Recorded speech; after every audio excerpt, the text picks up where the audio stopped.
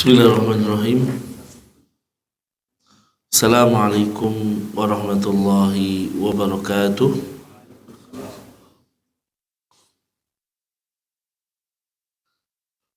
Alhamdulillah.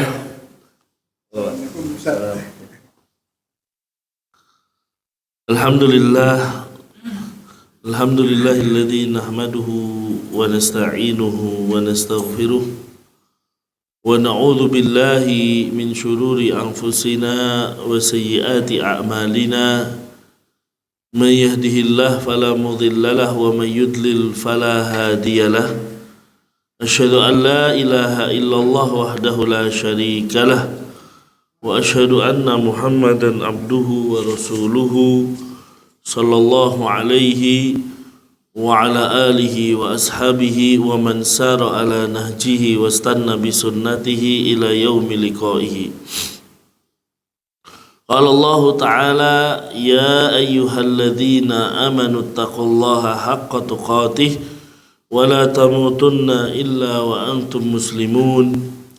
يا أيها الناس اتقوا ربكم الذي خلقكم من نفس واحدة وخلق منها زوجها وبث منهما رجالا كثيرا ونساء واتقوا الله الذي تساءلون به والأرحام إن الله كان عليكم رقيبا.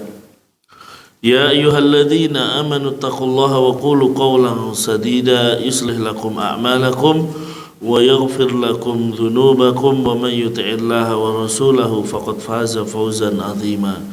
أما بعد فإن أصدق الحديث كتاب الله وخير الهدى هدى محمد صلى الله عليه وسلم وشر الأمور محدثاتها فإن كل محدثة في الدين بدعة وكل بدعة ضلالة وكل ضلالة في النار. Ma'asyiral ikhwah jamaah kajian rahimakumullahu ta'ala. Tentunya ya kita semua terus memanjatkan puja dan puji syukur kehadirat Allah Subhanahu wa taala ya, karena Allah memberikan kepada kita banyak sekali kenikmatan-kenikmatan yang kenikmatan tersebut tidak bisa kita balas, tidak bisa kita bayar ya, dengan ibadah kita sekalipun, meskipun mungkin kita beribadah selama berpuluh-puluh tahun, tapi Allah Subhanahu wa taala memberikan nikmat bahkan ya, sebelum kita balik, bahkan sebelum kita lahir ke dunia ini ya, maka hadirin yang dimuliakan oleh Allah Subhanahu wa taala ya, tidak bagi kita kecuali kita mensyukuri segala nikmat yang Allah Subhanahu wa taala berikan kepada kita semua. Kemudian salawat beriring salam senantiasa kita haturkan kepada beliau Rasulullah Muhammad sallallahu alaihi wasallam, juga kepada keluarga beliau, para sahabatnya serta umatnya yang setia mengikuti beliau hingga akhir zaman kelak. Ikhwas sekalian, kesempatan malam hari ini masuk kepada hadis yang ke-21 ya, dari kitab Arba'in An-Nawawiyah, yaitu ya hadis tentang iman dan istiqomah, dua hal ya yang istimewa yang Rasul Shallallahu Alaihi Wasallam sampaikan ya, kepada kita semuanya tentunya, meskipun hadis ini diminta oleh Abi Amroh ya. Redaksi hadisnya: an Abi Amrin wakila Abi Amrota Sufyan ibnu Abdillah radhiyallahu anhu qala qultu ya Rasulullah kulli fil Islam qaulan la as'alu anhu ahadan ghairaka. Qala qul amantu billah summa istaqim. Ya, dari Abu Amr ya, dikatakan Abu Amrota Sufyan ibnu Abdillah radhiyallahu anhu, semoga Allah meridhoinya. Beliau berkata, beliau minta pada Rasul, qultu ya Rasulullah, aku berkata kepada Rasulullah, kulli fil Islam qaulan la as'alu anhu ahadan ghairaka. Katakan kepadaku suatu perkataan ya apa kulli fil Islam, katakan kepadaku suatu perkataan di dalam Islam yang aku tidak akan bertanya tentangnya kepada seorang pun selainmu. Ya, jadi kata beliau, ya Rasulullah, tolong sampaikan kepadaku satu perkataan dalam Islam yang aku tidak akan bertanya kepada yang lainnya. La as'alu anhu ahadan ghairaka, saya tidak akan bertanya kepada seorang pun selainmu. Artinya beliau menginginkan perkataan ini dari Rasul Shallallahu Alaihi Wasallam. Kemudian Rasul menjawab dengan kalimat Kul, katakanlah amantu billah summa istaqim, aku beriman kepada Allah kemudian istiqomahlah. Jadi di sini Rasul mengajarkan kepada kita dua hal. Ya, beriman kepada Allah, ya, setelah itu istiqomah. Ya, setelah itu istiqomah. Nah, penjelasan hadis ini, ya, penjelasan hadis ini, ya, hadis ini mungkin pendek, ikhwah. Jadi Nabi cuma mengatakan, katakanlah, aku beriman kepada Allah, kemudian istiqomahlah. Ya, ada dua kalimat doang. Beriman kepada Allah kemudian istiqomahlah. Hadis ini menyebutkan tentang keutamaan seorang sahabat yang bernama Abi atau Abu Amrah, Sufyan ibnu Abdillah. Ya, kenapa ini merupakan keutamaan? Karena beliau bertanya tentang suatu perkataan, ya, yang bisa ia kerjakan secara istiqomah, dan itu tidak akan beliau tanyakan kepada selain Rasulullah Shallallahu Alaihi Wasallam. Berarti ini satu hal yang hanya didapat dari Rasulullah Shallallahu Alaihi Wasallam. Ini tentunya, ya, keutamaan dari perawi hadis ini. Kemudian ketika Nabi mengatakan katakanlah aku beriman kepada Allah, kemudian istiqomahlah. Ya, ini kalimat pendek tapi memiliki makna yang padat. Ya, memiliki makna yang luas. Ya, kalimat ini bisa dijadikan sebagai apa? Sebagai pedoman bagi kita mengarungi samudra kehidupan. Bahwa di dalam kehidupan ini, ya, apa? Ya, intinya adalah engkau beriman kepada Allah. Ketika beriman kepada Allah nanti banyak sekali cabangnya, kan itu. Ya, dari mulai kita rukun iman, rukun Islam dan lain sebagainya. Kemudian habis itu istiqomah. Habis itu istiqomahlah sampai akhir hayat, gitu. Ya, karena kan kita tahu, ya, Nabi mengatakan innamal a'malu bil khawatim, bahwasanya amalan itu tergantung pada akhirnya, kan gitu. Gimana akhir kita? Ya, jadi awalnya Nabi mengatakan beriman kepada Allah.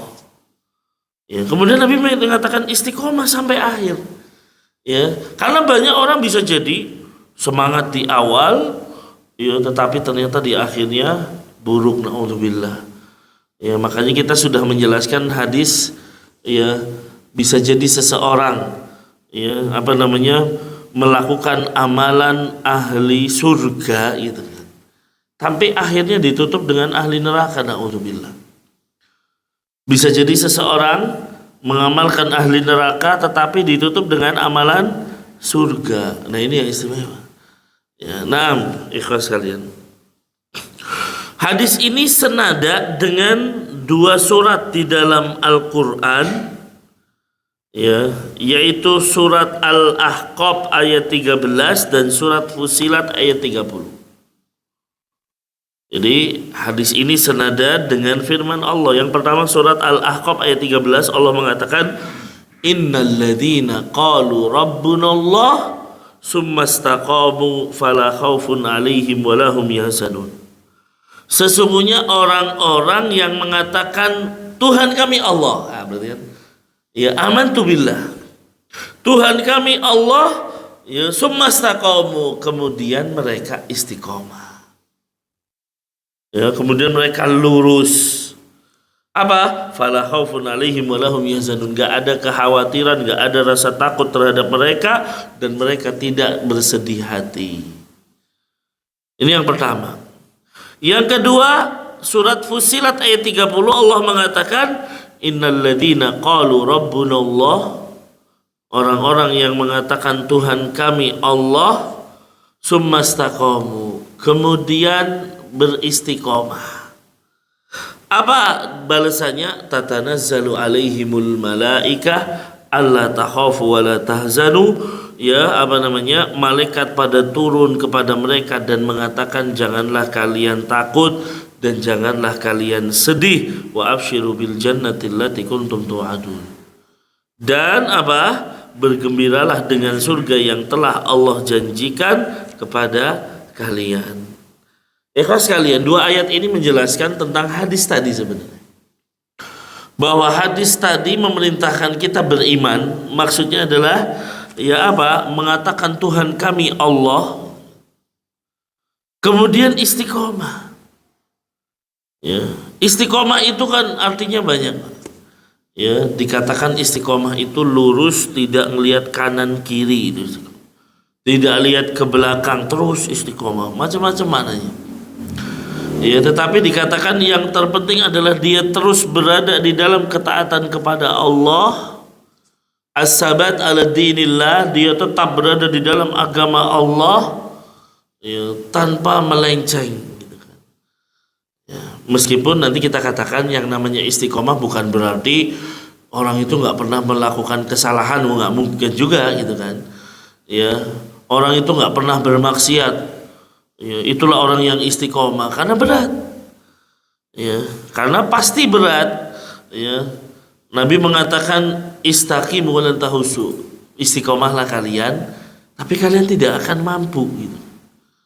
Ya, kalian tidak akan mampu istiqomah 100% gitu kan. Karena bisa jadi di tengah jalan ada tergelincir dan lain sebagainya. Cuma nanti kita sebelum kita sampai ke situ, bedanya apa? Orang kalau istiqomah itu ketika tergelincir langsung tobat. Nah, ini orang yang istiqomah. Ya, tapi kalau orang yang tidak istiqomah, ya dia kena maksiat, dia kena musibah, ya terjerumus ke dalam kemaksiatan, nggak segera tobat. Tapi terjangkit penyakit taswif namanya. Apa itu taswif? Saufa, nanti gitu kan. Ya, saya tobatnya nanti aja lah gitu. Kok kamu nggak kembali kepada Allah, nantilah saya masih muda. Ya, nah ini berarti menunjukkan nggak istiqomah. Ya, nah kita kembali di sini. Kita bilang ke ayat tadi. Allah mengatakan orang yang mengatakan Tuhan kami Allah dan istiqomah, tidak ada kekhawatiran bagi mereka dan tidak berduka cita. Kemudian yang kedua mengatakan orang yang mengatakan Tuhan kami Allah dan istiqomah, malaikat pada turun. Tatanazzalu alaihimul malaika. Ya, untuk ngasih kabar gembira. Makanya di sini ikhwas kalian, ketenangan yang didapat seseorang di akhir hayatnya merupakan buah dari istiqomah. Ya. Artinya apa? Orang yang istiqomah di penghujung di penghujung kehidupan dia, malaikat pada turun. Jadi pada saat orang itu akan meninggal, ya, maka akan turun itu malaikat yang banyak. Bukan hanya sekedar malaikat maut saja. Masing-masing kita itu ketika mau meninggal, malaikat banyak yang turun. Ya. Tetapi bagi orang yang istiqomah, malaikat ini akan ngasih kabar gembira yang menenteramkan hatinya. Hanya kan orang kalau meninggal itu yang ada pikiran gimana nanti keluarganya, gimana nanti anak-anaknya jadi yatim, istrinya jadi janda gitu. Ini pikirannya. Yang kedua pikirannya, aduh saya di akhirat gimana nih gitu. Kira-kira selamat nggak? Gitu. Maka Allah katakan orang-orang yang mengatakan Tuhan kami Allah, kemudian dia istiqomah, malaikat akan turun dan mengatakan, ya alla takhafu wa la tahzanu. Ya, jangan takut, jangan sedih. Dua kalimat ini dikatakan malaikat kepada orang yang istiqomah. Kenapa ada dua kalimat ini? Ya, jangan takut menghadapi kampung akhirat, kamu dijaga oleh Allah. Aman ini itu. Insya Allah tidak akan sia-sia dengan keistiqomahan kamu. Kamu akan terjaga nanti ketika ditanya oleh malaikat di alam kubur. Ya. Kemudian apa? Yang kedua, jangan bersedih.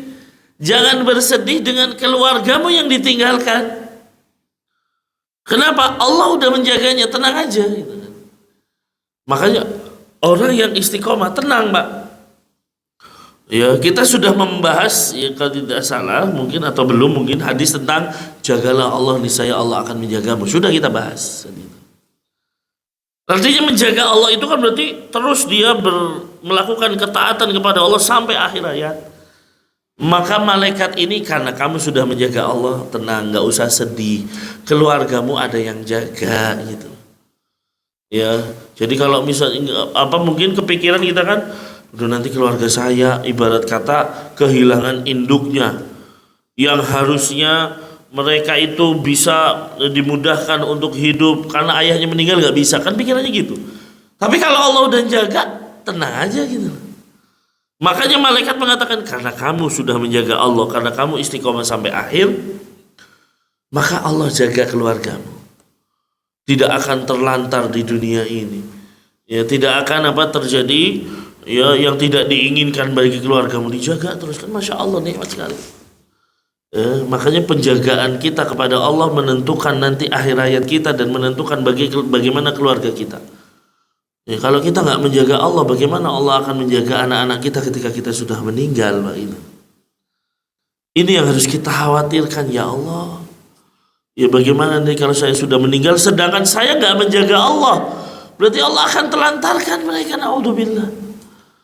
Ya, bagaimana banyak orang ya keluarganya mungkin bapaknya meninggal kemudian bingung kan gitu. Ya, terbiasa mungkin ada bapaknya, ini nggak ada. Mungkin bisa jadi karena dulu nggak menjaga Allah Subhanahu wa taala.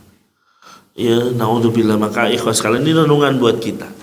Kita semua tuh pasti akan meninggal dan kita semua punya keluarga mungkin. Yang sudah berkeluarga, punya istri, punya anak. Ya, kalau kita nggak berusaha mendekat kepada Allah, memperbaiki hubungan kita dengan Allah, ya bagaimana nanti nasib anak-anak kita, subhanallah. Bagaimana nanti nasib istri kita dan lain sebagainya. Ya, makanya hadirin dimuliakan oleh Allah Subhanahu wa taala, kalau orang yang istiqomah mengatakan Tuhan kami Allah, ya pada saat kematian menjemput, malaikat turun semua. Malaikat turun. Ya, kemudian mengatakan jangan takut dan jangan sedih. Kemudian yang ketiga apa? Wa absyiru bil jannati allati kuntum tu'adun. Ya, dan berikan kabar gembira ya dengan mereka dengan surga yang dijanjikan oleh Allah Subhanahu wa taala. Ada yang dimuliakan oleh Allah, kembali kepada hadis ini. Yang pertama, ya, dalam hadis ini ada dua kata, yaitu yang pertama, aku beriman kepada Allah. Qul amantu billah. Katakanlah aku beriman kepada Allah Subhanahu wa taala. Yang kalimat kedua, istiqomahlah. Ya, kalimat kedua istiqomahlah. Rasulullah memerintahkan dua perkara ini karena kebanyakan menyangka bahwa istiqomah hanya berkaitan dengan amalan yang zahir saja. Istiqomah itu berarti orang yang sholat terus. Istiqomah itu orang yang zakat terus, gitu, yang puasa terus dan lain sebagainya. Tapi di sini Allah mengatakan, katakanlah aku beriman kepada Allah. Ini kan bukan amalan zahir, tetapi amalan hati, beriman kepada Allah. Ya, adalah amalan hati. Sehingga bagaimana di dalam hati kita benar-benar beriman kepada Allah dan istiqomah. Nah, itu ikhlas kalian. Ternyata istiqomah dalam amalan hati juga penting karena memang iman kepada Allah adalah amalan hati. Makanya hadirin yang dimuliakan oleh Allah Subhanahu wa taala, dan ini mungkin sudah sering saya sampaikan bahwa yang namanya iman itu rukunnya ada 3 gitu. Kalau kita bicara iman, secara bahasa kan membenarkan. Ya, secara rukun atau istilah iman itu apa? Tasdikun bil qalbi, ya, wa qaulun bil lisan wa amalun bil arkan. Ya, rukunnya iman itu ada 3, harus 3. Kalau satu doang, dan ini udah sering saya sampaikan, iman itu harus ada 3. Kalau cuma satu doang ya nggak bisa, nggak diterima. Ya, yang pertama harus ada keyakinan di dalam hati, itu iman. Yang kedua harus diucapkan dengan lisan. Yang ketiga diamalkan dengan anggota badan. Kalau seandainya 3 hal ini tidak tergabung, berarti tidak beriman. Yes, contoh seseorang beriman dengan hatinya, tapi tidak mau mengucapkan dengan lisannya, gitu. Ya, maka apa ikhwas kalian? Ini seperti orang-orang kafir di masa Rasulullah. Mereka itu dalam hatinya yakin apa yang dibawa Rasulullah itu benar. Contoh Abu Thalib sendiri. Abu Thalib itu dalam hatinya yakin seyakin-yakinnya, bahkan beliau ucapkan juga dengan lisannya, tapi tidak mau mengucapin la ilaha illallah. Dalam ucapan beliau mengatakan, ya, saya yakin seyakin-yakinnya bahwa agama yang dibawa oleh Muhammad adalah sebaik-baiknya agama. Itu ucapan dari Abu Thalib. Kalau bukan karena celaan, saya akan menjadi orang yang beriman kepadanya. Jadi dalam hati bahkan lisannya meyakini hal tersebut. Tetapi apakah Abu Thalib dikatakan beriman? Tidak. Kenapa? Karena cuma hati. Lisannya suruh ngucapin la ilaha illallah, nggak mau. Begitu ya. Ini rukunnya. Seandainya seseorang hanya mengucapkan dengan lisan saja, tapi hatinya tidak beriman, nah ini orang munafik. Orang munafik kan cuma di lisan ngomongnya, tapi hatinya enggak, kosong. Tidak mau beriman. Nauzubillah. Ya, mereka kalau ketemu sahabat-sahabat kan, ya kami beriman. Ya, idza laqul ladina amanu, apabila mereka bertemu dengan orang-orang yang beriman, ya qalu amanna, mereka mengatakan kami beriman. Tapi nanti kalau ketemu sesama orang-orang musyriknya, ya mereka mengatakan, ya apa, kami hanya bersenda gurau, hanya bermain-main. Ya, wa hadakhalu ila syayatinihim qalu innama nahnu, ya apa, apabila mereka bertemu dengan teman-teman mereka, maka kami hanya senda gurau saja, enggak benar-benar beriman. Ikhlas kalian, ini. Jadi kalau cuma di lisan hatinya tidak, ya munafik. Maka yang namanya iman itu harus 3 hal: hati, lisan, dan anggota badan. Ya, keyakinan dengan hati, meyakini bahwasanya tidak ada Tuhan yang berhak disembah oleh Allah, tidak ada Tuhan yang berhak disembah kecuali Allah. Mengucapkannya dengan lisan, ya asyhadu an la ilaha illallah, dan mengamalkannya dengan anggota badan kita. Itu ikhlas kalian. Nah, kembali lagi kepada istiqomah. Kebanyakan orang beranggapan istiqomah itu hanya fokus pada rukun, ya apa, iman yang ketiga, apanya, iman yang dengan rukun yang ketiga, yaitu mengamalkan dengan anggota badan. Jadi banyak orang hanya fokusnya, kalau istiqomah ya berarti sholat terus lah gitu. Kalau kamu istiqomah berarti kamu zakat terus, kamu puasa terus ini. Tapi nggak berpikir pada keyakinan dalam hati dan lain sebagainya, atau dengan lisan. Makanya ya istiqomah dalam perkataan juga penting. Ada orang yang istiqomah lisannya selalu mengucapkan hal yang baik, itu penting juga, gitu kan. Lisannya selalu apa namanya, membaca Al-Quran, selalu berzikir, berarti ini lisannya istiqomah. Ya, kemudian apa? Hati pun demikian. Ketika dia mengatakan saya meyakini Allah sebagai Tuhan saya, ya, lalu apa? Istiqomah. Ya, istiqomah terus, dan keistiqomahan hati, ya, adalah yang paling penting di antara 3 hal yang istiqomah. Iman tadi ada 3, hati, lisan, dan anggota badan. Keistiqomahan yang sering dilihat adalah dalam masalah amal, gitu kan. Dalam masalah anggota badan, orang sholat terus, gitu kan. Itu istiqomah. Ya, tidak melihat istiqomah dalam lisan, bahwa lisannya selalu dijaga oleh Allah. Dan yang paling penting tidak melihat istiqomah di dalam hati, yaitu orang-orang tidak beristiqomah ya dalam keyakinannya kepada Allah Subhanahu wa taala. Maka ikhwas sekalian, ya kalau kita bicara istiqomah dengan keyakinan hati, itu maknanya adalah beriman kepada Allah Subhanahu wa taala. Yang diucapkan Nabi tadi, kul amantu billah. Katakanlah aku beriman kepada Allah Subhanahu wa taala. Dan yang namanya poin beriman kepada Allah, ya, poin beriman kepada Allah Subhanahu wa taala itu mencakup dua hal. Yang bisa kita jabarkan lagi menjadi 4 hal sebenarnya. Kita bicara 2 hal. Yang pertama beriman ya dengan meyakini dan mengimani wujud Allah. Beriman kepada Allah, yang pertama mengimani wujud Allah, bahwa Allah ada. Kenapa kok kita mengatakan beriman dengan wujud Allah? Karena ada sebagian orang ateis, ya, orang tidak menganggap adanya Tuhan, mengatakan nggak ada Tuhan di muka bumi. Di alam semesta ini segala sesuatu terjadi dengan sendirinya. Nggak ada campur tangan Tuhan di situ. Ini orang-orang ateis. Meskipun dalam hati kecilnya yakin seyakin-yakinnya, tidak akan mengingkari. Masa adanya sesuatu pasti ada yang mengadakan, kan gitu. Ya, apa iya tadi? Ya, mic ini tiba-tiba ada di sini dengan sendirinya, kan ya. Pasti ada yang membawa ke sini. Ada yang mengadakan. Alam semesta ini tiba-tiba ada dengan sendirinya. Ini kan keyakinan yang bertolak belakang dengan hati kecilnya. Ya, makanya ketika disebutkan oleh seorang ulama diminta untuk berdebat dengan orang ateis, bahwasanya alam semesta ini ada dengan sendirinya, tidak ada yang mengadakan, ya, atau ulama, ya sudah kita debat. Tapi sebelum debat saya mau ngomong bahwasanya di sungai Dijlah kan gitu, ada nama sungai namanya Dijlah di daerah Irak sana. Di sungai Dijlah ada kapal jalan sendiri gitu kan. Kapalnya jalan sendiri.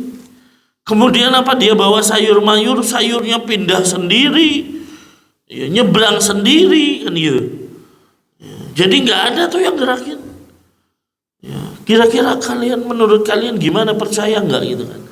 Orang ateis tadi mengatakan, yo nggak mungkin, kamu ada-ada aja, wahai seorang kiai kan gitu. Wahai ulama, wahai ustadz, kamu jangan mengada-ngadakan bagaimana kapal bisa jalan sendiri, bawa sayur mayur, mindahin sendiri, nggak ada yang mindahin. Itu satu hal yang mustahil. Lah kalau dalam kapal aja mustahil, bagaimana dengan alam semesta? Bagaimana dengan ya alam semesta? Di alam ini kan banyak sekali. Masa iya alam semesta ini jalan dengan sendirinya, nggak ada yang jalanin? Mustahil. Ya, jadi dia sudah kalah dalam berdebatnya. Ya, sudah diulti langsung. Bagaimana kalau kapal yang sekecil itu mustahil jalan sendiri? Alam semesta ini tiap hari berjalan, berputar. Matahari berjalan, ya, demikian pula bulan dan lain sebagainya. Masa sendiri gitu? Tidak. Nah, di sini makanya orang-orang ateis itu sebenarnya syubhatnya lemah sekali. Tapi terkadang banyak orang yang tidak berilmu termakan oleh kerancuan mereka gitu.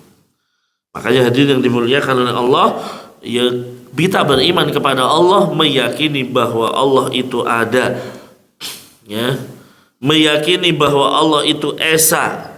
Tidak seperti agama selain Islam yang mengatakan Tuhan itu berbilang dan lain sebagainya. Poin yang kedua, ya, kalau kita beriman kepada Allah berarti kita harus mentauhidkan Allah di dalam 3 hal. Rububiyah, uluhiyah, asma wa sifat. 3 hal ini. Kalau kita beriman kepada Allah, 3 hal ini harus kita yakini. Yang pertama, beriman dan mentauhidkan Allah di dalam rububiyah. Apa itu rububiyah, ikhwas sekalian? Yaitu kita mengimani perbuatan Allah. Mengimani perbuatan Allah, bahwa Allah yang maha pencipta, bahwa Allah yang ngasih rizki, Allah yang menghidupkan dan mematikan, Allah yang memberikan manfaat, menolak madorot. Ya, ini keyakinan rububiyah, Pak. Ya, makanya kalau ada orang meyakini bahwa di alam semesta ini ada yang ngatur selain Allah, ya dia syirik berarti. Ya, dia syirik. Kalau ada orang meyakini bahwa lautan ini ya yang megang adalah Nabi Khidir, ya syirik berarti. Yang megang adalah Syekh Abdul Qadir Jailani, syirik ini namanya. Ya, maka dalam hal yang pertama tauhid rububiyah, ya bahwa Allah menciptakan, mengatur, memiliki. Ya, ini Allah Subhanahu wa taala. Allah yang memiliki alam semesta. Bukan hanya pemilik, Allah yang ngatur. Ya. Makanya tidak ada tuh saling tabrakan, berjalan tidak teratur alam semesta ini. Coba kalau kita bicara dengan mungkin Tuhannya sebagian agama yang mengatakan bahwa di sana ada Tuhan angin, di sana ada Tuhan air, di sana ada Tuhan ya panas, hujan dan lain sebagainya. Itu yakin alam semesta akan amburadul, Pak. Kan masing-masing punya keinginan. Mungkin Tuhan angin pengen nurunin angin, ya, Tuhan air nggak pengen mengatakan nggak, saya pengen nurunin hujan, macam-macam. Ribut akhirnya. Ya, pasti akan terjadi kehancuran alam semesta. Tapi kita lihat ya bagaimana alam semesta berjalan dengan lancar. Ya, kalau dikatakan berjalan menurut edarnya dan lain sebagainya. Ya, pergantian siang malam lancar. Ini menunjukkan bahwa yang ngatur cuma satu. Ya, kalau yang ngatur banyak akan ribut satu dengan yang lainnya, Pak. Kalau seandainya alam semesta ini punya dua Tuhan, Tuhan yang satu dengan Tuhan yang satu, ya ribut. Saya pengen begini, Tuhan yang satunya saya pengen begini, nggak bisa. Ya, maka ya bagaimana keteraturan alam semesta ini menunjukkan bahwa ya yang mengatur satu, Pak. Nah, ini tauhid rububiyah. Ya. Jadi secara gampangannya tauhid rububiyah itu ya perbuatan Allah. Kita mengimani perbuatan Allah Subhanahu wa taala. Ya, kita lihat Allah Subhanahu wa taala yang mengatur agar langit dan bumi tidak lenyap, jelas. Allah sudah menciptakan langit dan bumi. Allah yang ngatur langit dan bumi tidak lenyap dalam surat Fatir ayat 41. Allah katakan innallaha yumsikus samawati wal arda an tazula. Sesungguhnya Allah yang menahan langit dan bumi supaya enggak lenyap. Wala in salata in amsakahuma min ahadin min ba'di innahu kana haliman ghafura. Ya, dan sungguh jika keduanya akan lenyap, tidak ada seorang pun yang dapat menahan keduanya selain Allah. Ya, maka Allah yang Maha Penyantun dan Maha Pengampun. Taib. Jadi dan hadirin yang dimuliakan oleh Allah. Dalam tauhid rububiyah kita yakini Allah itu ngatur semua alam semesta ini, ya tidak pernah merasa berat, Pak. Ya, Allah tidak seperti kita pernah ngantuk. Ya, apalagi sampai tidurlah. Makanya Allah katakan dalam surat Al-Baqarah jelas la ta'khudhuhu sinatun wala naum. Allah itu tidak ngantuk apalagi tidur. Nah, maka ini hadirin yang dimuliakan oleh Allah Subhanahu wa taala. Allah juga mengatakan wasi'a kursiyyuhu samawati wal ard wa la ya'uduhu hibdhuhuma wa huwal 'aliyyul 'azim. Kursi Allah meliputi langit dan bumi dan Allah tidak pernah merasa berat memelihara keduanya. Langit dan bumi. Dan Allah maha tinggi dan maha besar. Jadi nggak ada istilahnya aduh capek yang ngurus langit bumi gitu. Kita kan lihat ya dalam kondisi makhluk terbesar yang bisa kita lihat dengan mata kita saat ini adalah apa, Pak? Langit. Ya, memang kalau kita bicara makhluk yang terbesar ya Arsyur Rahman benar. Tapi yang bisa kita lihat saat ini adalah apa kalau bukan langit? Langit jelas. Jadi Allah ciptakan langit yang luas ini. Ya, tapi tidak ada istilahnya Allah merasa keberatan sehingga Allah butuh malaikat untuk membantunya, tidak. Ya, tidak ada seperti itu. Makanya ya Allah tidak pernah merasa berat memelihara langit dan bumi. Ya, kalau kita ya jelas. Ya, kita diberi amanah keluarga, aduh berat yang ngatur anak, ya udah berat lah ngatur istri kan gitu. Berat ngatur keuangan, berat. Tapi itu tidak terjadi pada Allah Subhanahu wa taala. Dan Allah yang mengatur dan menciptakan alam semesta ini. Ya, jadi tidak ada satu makhluk pun yang bisa menciptakan seperti Allah. Coba kita bicara sekarang mencipta saja. Tuhan selain Allah ada nggak yang bisa menciptakan? Tidak ada. Ya, meskipun hanya seekor lalat. Ya, Allah katakan dalam surat Al-Hajj ayat 73. Dalam surat Al-Hajj 73 Allah mengatakan, ya ayuhan nasu dzuriba matsalun fastami'u lah. Wahai manusia, telah dibuat perumpamaan. Dengarkan perumpamaan tersebut. Apa? Innal ladzina tad'una min dunillahi lan yahluqu dzubaban walau ijtama'u lah. Oh, segala yang kalian seru selain Allah. Segala yang kalian seru selain Allah sekali-kali tidak bisa menciptakan seekor lalat. Kita bicara lalat, hewan yang hina, kecil itu. Ya sekarang gini aja. Siapa kalian menyembah patung? Coba patung itu suruh bikin lalat, tidak bisa. Ya kalian nyembah misalnya pohon, coba pohon itu disuruh membuat lalat, tidak bisa. Maka ikhwas kalian, kita lihat di sini kata Allah, ya yang kalian seru selain Allah tidak akan bisa. Kalimatnya pakai lan.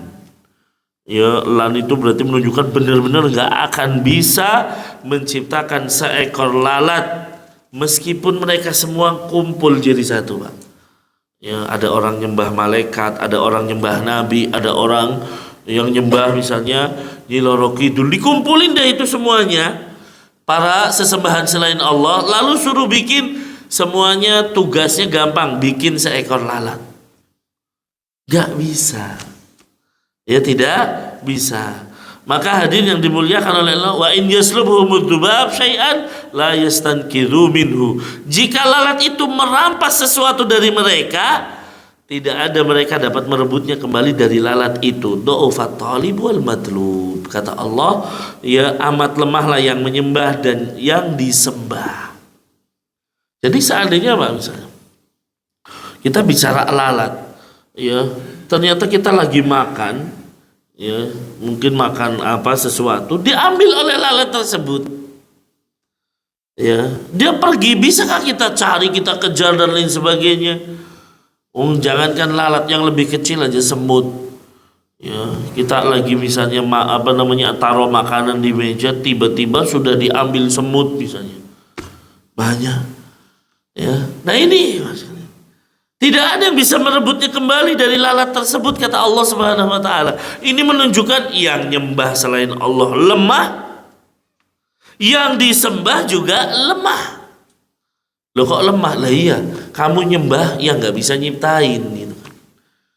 Ya kita kembali misalnya kepada Azar, ayahnya Ibrahim. Dia nyiptain patung tuh, patung ciptain namanya. Ya, kemudian habis itu dia jual. Habis itu dia jual, dia suruh manusia nyembah. Ya. Coba akalnya di sini gimana? Yang nyiptain patung Azar, yang jual juga Azar, bapaknya Ibrahim. Ya, kemudian apa? Yang nyuruh ibadah kepada patung juga Azar. Ya, Masya Allah. Jadi patung itu bisa nggak nyiptain? Nggak bisa sama sekali. Dia nyiptain diri sendiri, orang diciptain Azar. Ya, makanya Ibrahim ketika berkata kepada Azar, kenapa engkau menyembah sesuatu yang tidak bisa memberi manfaat dan madarat? Gak bisa dia nyiptain sesuatu. Makanya ketika Ibrahim menghancurkan patung-patung tersebut, di depannya ada makanan, coba kalian makan itu, bisa nggak? Gak bisa.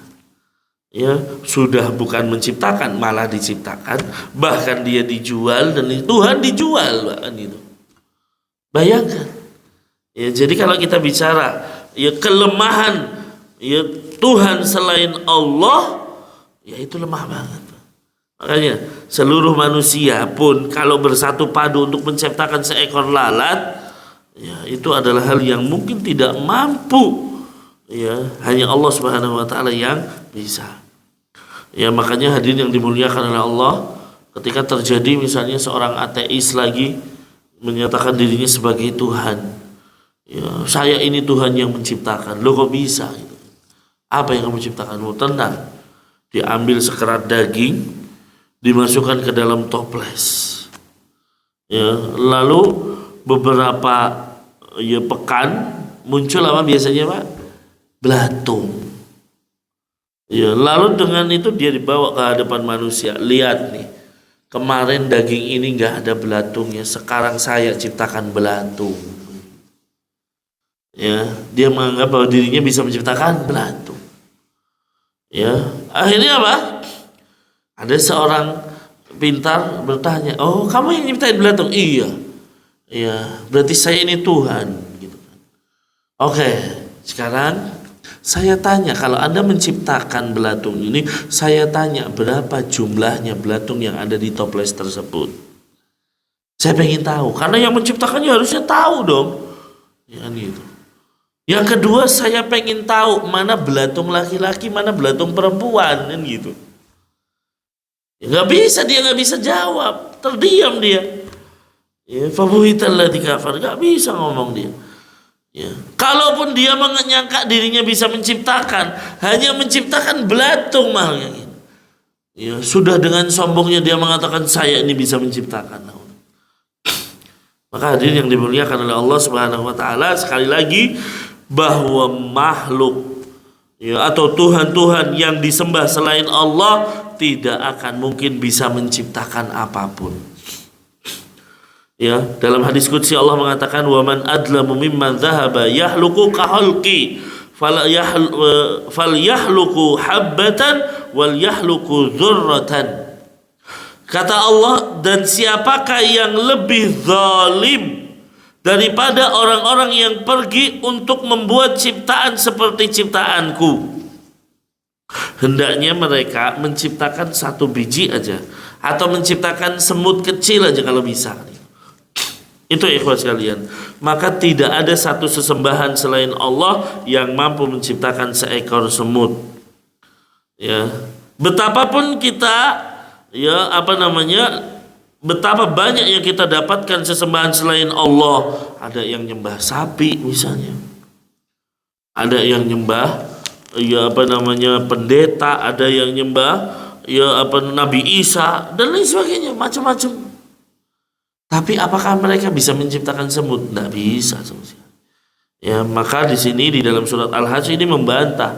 Coba kalau kamu misalnya meyakini Nyi Loro Kidul penguasa, coba suruh dia buat semut aja, nggak bisa. Ya. Jadi sebenarnya ini untuk membantah orang-orang yang menyembah selain Allah.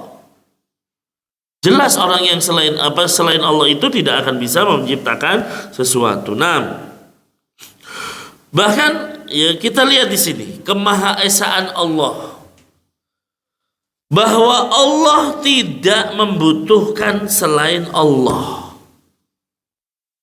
Berbeda dengan Tuhan selain Allah. Berbeda yang sesembahan selain Allah, yang mereka bisa jadi butuh makan. Ya, seseorang yang nyembah Isa, padahal Isa butuh makan. Nabi Isa butuh tidur, butuh istirahat. Padahal Tuhan itu tadi di awal kita katakan la ta'khudhu sinatun wala naum. Allah tidak pernah ngantuk apalagi tidur. Lah ini orang-orang nih, kita bicara kepada orang yang berlebihan dan nyembah Nabi Isa. Nabi Isa itu kamu katakan Tuhan sekarang. Dia butuh makan, iya. Dia butuh tidur, benar. Ya berarti ini menunjukkan dia bukan Tuhan. Tuhan itu sifatnya tidak akan tidur. Apalagi ya jangankan tidur, ngantuk aja tidak. Makanya tidak ada yang serupa dengan Allah Subhanahu wa taala. Ini. Kemudian apa? Juga harusnya seseorang itu ketika melihat rububiyah, yang kedua meyakini uluhiyahnya. Uluhiyah itu kalau rububiyah berarti perbuatan Allah kepada hamba. Kalau uluhiyah apa? Perbuatan hamba kepada Allah, yaitu apa? Penyembahan kita kepada Allah. Kalau Allah sudah menciptakan, mengatur, memiliki alam semesta ini, ya berarti Allah lah yang berhak disembah. Ya, bagaimana Allah ngasih rizki kita? Ya, kita ini pilihan di dunia, Pak. Kamu saya pilih untuk memakmurkan bumi. Ya, silakan kamu makmurkan bumi dan lain sebagainya. Lalu habis itu dikasih nikmat oleh Allah, tiba-tiba dia larinya kepada selain Allah. Gimana coba secara akal? Makanya ketika Nabi ditanya atau Nabi menyebutkan dosa yang paling besar adalah antaj'ala lillahi niddan wa huwa khalaqaka. Engkau menjadikan bagi Allah sekutu, Pak. Ya, padahal Allah yang nyiptain kamu. Ya, kita ini yang nyiptain siapa? Allah, Pak. Bayangkan, kamu sudah diciptakan oleh Allah, tapi malah kamu ngasih kebaikannya kepada selain Allah. Na'udzubillah. Ya, kita analogikan, meskipun ya walillahil masalul a'la, bagi Allah permisalan yang tinggi. Ya, kalau seseorang dikasih kebaikan oleh seseorang, ya saya kasih kebaikan terus. Tiba-tiba orang ini malah berbuat baiknya kepada yang gak pernah ngasih kebaikan kepadanya. Pasti akan ada rasa jengkel pada diri kita kan gitu. Ya, kamu udah saya kasih kebaikan, tapi kamu malah membantunya orang yang tidak saya kasih yang tidak ngasih kebaikan kepada kamu. Nah ini tentunya bagi Allah perumpamaan yang lebih tinggi. Kamu sudah saya kasih nikmat, saya ciptakan awal kamu, saya berikan kamu ada di perut seorang ibunda. Ya kemudian saya kasih nikmat terus, Pak. Ya. Tapi tiba-tiba kamu malah menyembahnya berhala. Kamu malah menyembahnya Nyi Roro Kidul misalnya. Gimana Allah tidak marah, ikhwas sekalian? Maka hadirin yang dimuliakan oleh Allah Subhanahu wa taala, ini menunjukkan bagaimana seseorang itu harus mengesahkan Allah di dalam uluhiyah, bahwa Allah yang berhak disembah. Yang ketiga, esa di dalam asma wa sifat. Ya, di dalam nama-nama Allah dan sifat-sifat yang sempurna. Karena tidak ada yang menyamai Allah dalam kesempurnaan sifatnya. Allah sudah mengatakan dalam surat Asy-Syura ayat 11, ini jadi kaidah, laisa kamitslihi syai' wa huwas samiul basir. Tidak ada yang serupa dengan Allah, dan Allah yang Maha mendengar dan Maha melihat. Ya, kita bicara Maha mendengar. Ya, apa sederhananya sifat mendengarnya Allah itu sempurna. Mungkin kalau kita katakan, loh kita juga bisa mendengar. Nah kalau kita bicara kesempurnaan Allah, pendengaran manusia ya nggak sama dengan Allah. Pendengaran manusia itu terbatas. Dia baru bisa mendengar ketika lahir. Ya, pendengarannya kemudian terbatas, tidak bisa mendengar suara yang kecil sekalipun. Kita tidak bisa mendengar semut berbicara misalnya. Tapi kalau Allah Maha mendengar. Ya, mendengar segala sesuatu. Makanya ikhwas sekalian, ya manusia itu nggak bisa mendengar suara yang kecil sekalipun, ya, atau bahkan yang besar sekalipun tuh manusia nggak bisa dengar. Ya, bisa jadi apa? Ya, terlalu bising dan lain sebagainya. Ya, oleh karena itu Allah Maha sempurna, pendengarannya sempurna. Ya, dan tidak seperti makhluk. Nah ini makanya ikhwas kalian, dalam masalah nama dan sifat kita itu jangan selalu berpikir seperti makhluk gitu. Kalau kita berbicara tentang Allah, karena kalau udah berbicara tentang Allah kok berpikirnya makhluk, ya udah akhirnya menyamakan dengan makhluk. Ya, padahal tadi satu aja sifat Allah sudah berbeda jauh. Allah Maha mendengar. Ya, lalu disamakan dengan manusia yang jauh. Ya, nggak bisa. Laisa kamitslihi syai' wa huwas samiul basir. Nah, ya itu ikhwas sekalian. Ya, jadi kalau kita bicara sifat-sifat Allah, ya kesempurnaan hanya milik Allah Subhanahu wa taala. Kita bicara sifat Allah Al-Alim, Maha ya mengetahui, ilmu Allah luas.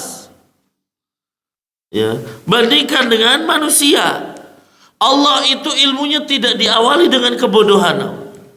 Tapi bagi manusia punya ilmu ya diawali dengan bodoh dulu, nggak bisa langsung pinter, Pak. Ya, Allah katakan dalam surat An-Nahl ayat 78 kan jelas. Wallahu ahrajakum min butuni ummahatikum la ta'lamuna syai'an. Allah keluarkan kalian dari perut ibunda kalian nggak tahu apapun. Nggak ada itu seseorang keluar dari perut ibu langsung paham kan gitu. Enggak. Kalau Allah Maha mengetahui, ilmu Allah itu azali, nggak didahului dengan kebodohan, naudzubillah. Tapi manusia punya ilmu itu didahului dengan kebodohan. Nah, ini ilmunya manusia bisa jadi lupa, tapi ilmunya Allah sempurna, tidak ditimpa yang namanya lupa. Kita ini belajar sekarang, Pak, ingat, tapi mungkin pulang udah lupa kan gitu. Itu kita. Tapi Allah, wa ma kana rabbuka nasiya, surat Maryam ayat 64. Tuhanmu itu nggak mungkin lupa. Ya, dan tidaklah Tuhan kalian lupa. Ya, naam. Kemudian Allah juga mengatakan dalam surat tadi surat Maryam ayat 64, sekarang surat Toha ayat 52. La yadhillu rabbi wa la yansa. Tuhan kami tidak akan salah dan tidak akan lupa. Ini kalau kita bicara ilmunya Allah Subhanahu wa taala. Nah, makanya kita bicara misalnya ilmu Allah itu termasuk ilmu gaib. Jadi kalau orang percaya dukun, dia dikatakan musyrik. Loh, kenapa dikatakan musyrik? Karena ya Allah mengatakan yang tahu ilmu gaib dan masa depan hanya Allah. Itu. Kecuali sebagian dari para rasul itu pun dikasih tahu oleh Allah. Rasul itu bisa tahu nanti sebelum kiamat akan terjadi begini. Bukan rasul dukun, bukan rasul memprediksi, tidak, dikasih tahu oleh Allah. Ini jelas. Ya, tapi kalau ada dukun atau tukang ramal, nanti kamu akan terjadi begini, ini jelas dukun. Dari mana dia bisa tahu? Ya, Allah yang tahu semuanya. Alimul ghaib fala yudhiru ala ghaibihi ahadan illa man irtada min rasulin. Allah yang Maha mengetahui yang gaib, tidak ada Allah tidak memperlihatkan kepada seorang pun yang gaib kecuali kepada rasul yang diridhoinya. Ya, rasul, apakah dengan demikian pasti rasul tahu ilmu gaib? Ya nggak tahu, Pak. Gitu. Jadi jangan kita mengatakan rasul tuh pasti tahu ilmu gaib, tidak. Ya, banyak dalil yang menunjukkan beliau tidak tahu ilmu gaib. Ya, sebelum detik-detik kematian Rasul itu, awalnya kan Rasul memakan paha kambing. Ya, paha kambing yang ternyata sudah diracun oleh orang Yahudi. Ya, di perang Khaybar tahun 7 Hijriah, Rasul dikasih hadiah nih, paha kambing. Ternyata paha kambingnya dikasih racun. Tapi gak kelihatan. Rasul makan sedikit, tapi ternyata Allah kasih wahyu kepada daging dan mengatakan bahwa daging ini beracun.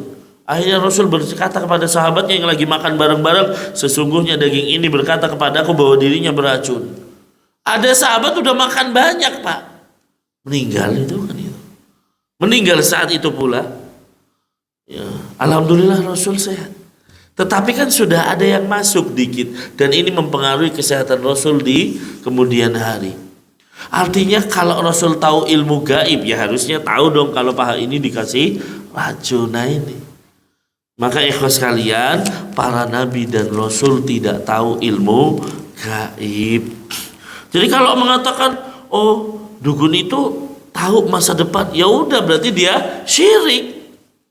Karena yang tahu ilmu gaib hanya Allah subhanahu wa ta'ala. Iblis tahu ilmu gaib? Tidak tahu, Pak.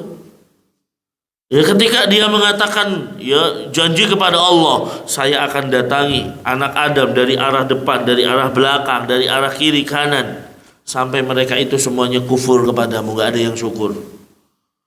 Ya, tapi ternyata ini hanya dugaan iblis tentang masa depan. Ya, tidak semuanya orang tidak taat kepada Allah Subhanahu wa taala. Ya, hanya dugaan saja. Maka ikhwas sekalian, ya, kalau ada orang percaya dengan dukun, naudzubillah, percaya dengan dukun, berarti dia telah melakukan kesyirikan dan dia telah berbuat syirik karena menyamakan dukun tersebut dengan Allah Subhanahu wa taala.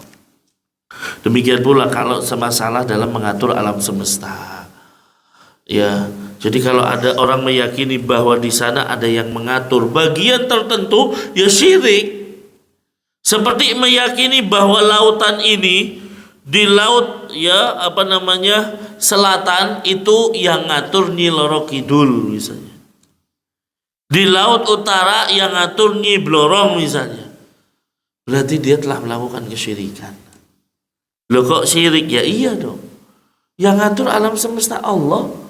Tapi kok disamakan dengan Nyi Loro Kidul yang mengatakan mengatur pantai selatan. Padahal apa ikhwas sekalian?